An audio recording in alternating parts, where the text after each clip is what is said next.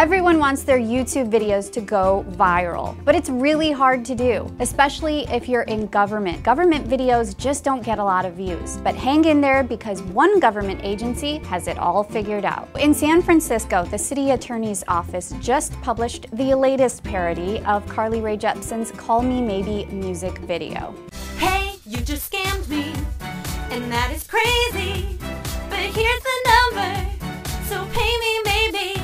That'll be in your head all day. This video has almost 9,000 views, which is pretty far off from your typical viral video. You gotta think again that this is government, and that's a huge number of views for government videos. Jen Drake, the Deputy Director of Community Relations for the City Attorney's Office, hung out with me for a bit on Google and gave me the scoop on this video. So our office, we use and monitor social media, and we're watching all of the parody videos on Call Me Maybe and how popular they were. It was really one of those what if moments, and I had the song playing in my office, and my colleague came in and he was like, what if we created a parody video and called it Pay Me Maybe? And then from there it just developed.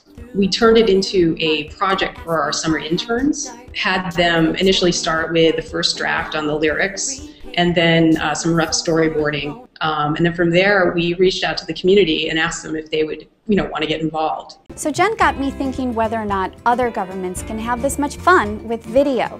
So I asked my friend Luke Stowe, he's the web communications guy for the city of Evanston, Illinois. And he's been in the social space for a long time, and he had some insights. Yeah, 9,000 views is pretty good for a government video in just 1 week span, so I think that's pretty impressive. Obviously, especially for government, it's clearly a unique video. It's got a catchy tune, which we're all familiar with. But here's the number, so pay me maybe. Yeah, we just did that. I think it doesn't hurt too that it's in San Francisco, so obviously it's a tech-savvy community, so it's more likely to perhaps get more shares. But I think part of it too is now the ease of sharing is so much better than it was even just 5 years ago. Why do you think that most government videos aren't as hot as this? Government has a history of some of the videos that they've done are a little bit boring, they're a little bit stiff.